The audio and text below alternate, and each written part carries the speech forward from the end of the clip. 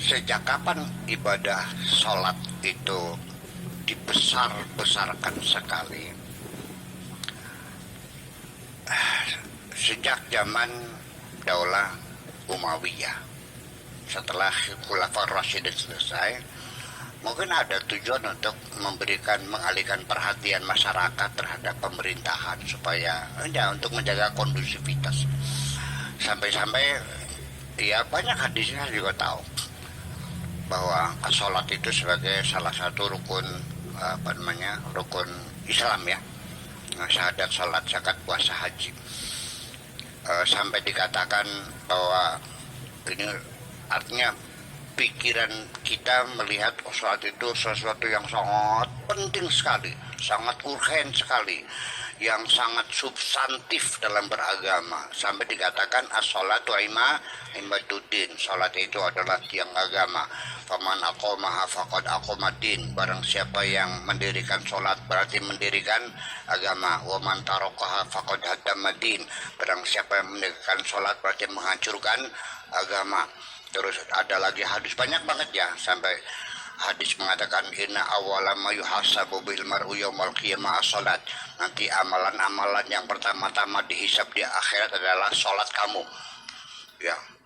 Barang siapa yang tidak sholat, semua amalnya, kebaikannya tidak diterima Tuhan, dan banyak sekali lah.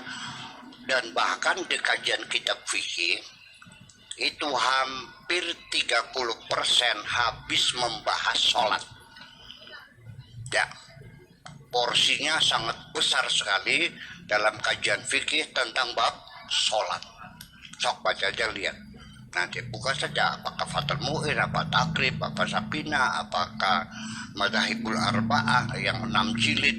Itu 2 jilid itu bab sholat, 1 jilid bab sholat. Yang lainnya singkat-singkat saja. Ya kenapa seperti itu? Padahal di dalam Al-Qurannya perintah sholat singkat-singkat aja, aqimus sholat. Berapa rakaat yang tidak dijelaskan, bagaimana takbir nggak dijelaskan, bagaimana rukuk tidak dijelaskan, sehari berapa rakaat, berapa waktu sholat nggak diterangkan, ya kan begitu.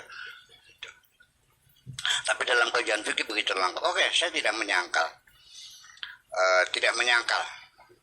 barangkali iya apa enggak, orang yang tidak sholat semua amal kebaikannya tidak diterima. Artinya yang menjadi tolok ukur adalah sholat. Kalau sholatnya benar, amalnya diterima. Kalau tidak benar, semua amalnya tidak diterima. Itu kajian fikih. Tapi di dalam Al-Quran, dibalik kaidah itu, sekalipun kamu sholatnya rajin, tapi tidak ngasih makan anak yatim, tidak membantu orang miskin, sholatmu dibayar dengan neraka wel. Terbalik nggak? Ara'aita alladzi yukadzibu biddin, tahukah kamu orang yang bohong agamanya? Fadzalikal ladzi yad'ul yatim, yang menelantarkan anak yatim. Wala yahuddu ala ta'amil miskin, dan tidak ngasih makan orang-orang miskin. Fawailul lil, dia sholatnya rajin, dibayarnya pakai well. Jadi yang mana yang penting? Nah, itulah persoalannya. Jadi artinya kita sini tidak ada equiliber, tidak ada balancing antara ibadah sosial dengan ibadah ritual. Betul nggak? Ya, sebaiknya seimbang, ibadah ritualnya juga jalan, ibadah sosial juga jalan. Jangan sampai kita tenggelam dalam ibadah ritual, ibadah sosialnya terbengkalai.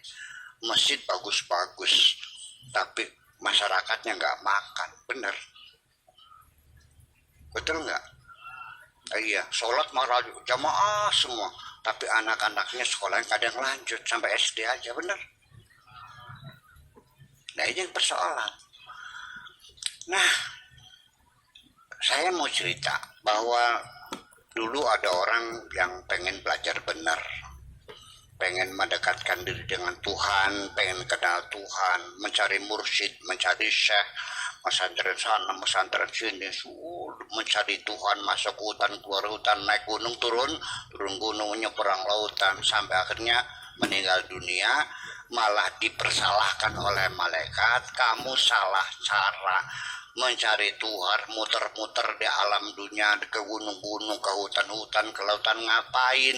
Padahal kalau engkau mendatangi tetanggamu yang sedang sakit, kau berikan obat kepadanya, engkau sudah bertemu dengan Tuhanmu. Karena Tuhanmu berada di samping orang yang sakit itu. Ini hadis qudsi ya. Andaikan engkau datang menyambangi temanmu yang meninggal dunia dan kau ikut menghantar sampai kuburan, engkau sudah menemui Tuhanmu. Engkau salah jalan mencari Tuhan di hutan di lautan, padahal Tuhanmu ada di sekitar teman-temanmu yang menderita ini. Ini artinya ibadah sosial. Ini kita sudah tidak peduli, dikiranya bukan ibadah. Betul nggak?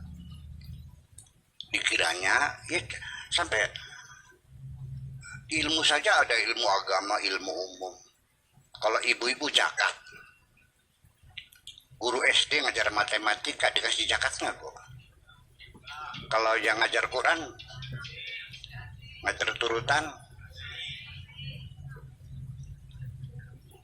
yang ngajar ngaji dikasih. Kalau matematika enggak. Kenapa? Ya itu, karena kita membelah sendiri, ada ilmu agama, ada ilmu umum. Nah itu sebetulnya namanya pengabdian kepada Tuhan. Itu nggak ada bedanya. Ibu-ibu yang dagang rujak, ya ibadahnya dagang rujak. Yang jadi bupati, ya ibadahnya jadi bupati. Yang jadi guru, ya ibadahnya jadi guru. Jangan salah paham, jangan dikiranya karena saya lupa kiai ahli surga dari mana. Ini juga profesi saya, kerja saya untuk mengabdi kepada Allah, memberikan penjelasan. Nanti ketika saya menjelaskan, ada yang pro, ada yang kontra, ya wajar. Ada yang senang, ada yang tidak, ya wajar. Tidak mungkin di dunia kita membuat orang senang semua, nggak mungkin, mustahil.